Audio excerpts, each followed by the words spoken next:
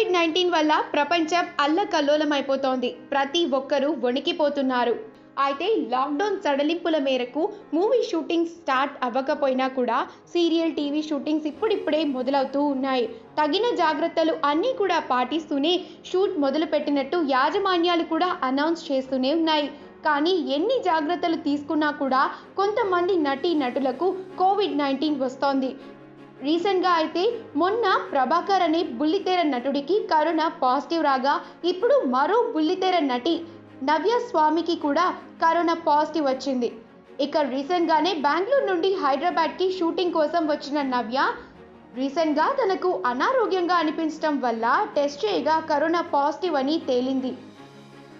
చాలా మంచి నటనతో గుర్తింపు తెచ్చుకుని చాలా మంది ఫ్యాన్స్ని సంపాదించుకున్న నవ్యకి కరోనా పాజిటివ్ రావడంతో ఆమె ఫ్యాన్స్ అంతా కూడా చాలా బాధపడుతూ కంగారు పడుతూ ఉన్నారు. ఈ వీడియో కనుక మీకు నచ్చినట్లయితే మీ అభిప్రాయాన్ని కమెంట్స్ ద్వారా మాకు తెలియజేయండి. మా ఛానల్ని సబ్స్క్రైబ్ చేయడం మర్చిపోకండి.